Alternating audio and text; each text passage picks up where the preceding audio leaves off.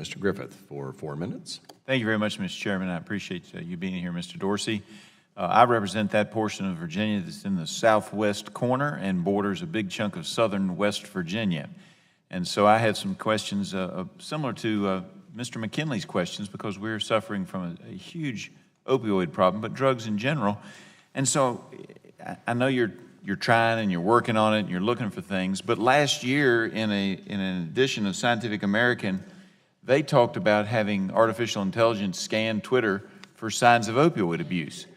And it would seem to me that on something that's an illegal conduct, if somebody is selling drugs, that's not just an inconvenience. You're trying to judge whether it's truly, something that's bad, or it's illegal. It would seem to me that you all ought to be able to deploy an artificial intelligence platform that would knock down anybody trying to sell illegal substances on your platform. Can you address that? Yes, we have to prioritize all of our models, and we have been prioritizing. Shouldn't illegal be at the very top of that model? Absolutely, but we have been prioritizing a lot of what we saw in 2016 and 2017 in terms of election interference, and our readiness for 2018. That does not say. So here's what I got. I got people writing me whose kids have died because they've been in treatment. They have a relapse, and one of the easiest ways to get in there is to get on social media. And, if scientists can use artificial intelligence to track opioid abuse in this country, it would seem to me you ought to be able to track illegal sales with artificial intelligence. Now, wouldn't you agree with that? Yes or no? I agree with that. It's horrible, and definitely something we need to address as soon as possible. I appreciate that very much. Now, look, I don't think there's a conspiracy. I think that there's a lot of folks out there, though, that may not have that many conservative friends who might be living in your neighborhood or living in the area that you live in. And I looked at your advisory council, and there may be some right-leaning groups, but I didn't see any right groups in there that would, look, we're not all crazy on the right. Get in there and find some groups that can help out on your advisory council.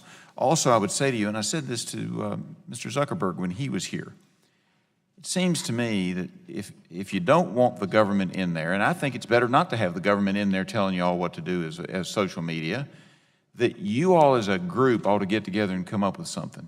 1894, they had this newfangled thing. Electronic devices were coming onto the scene.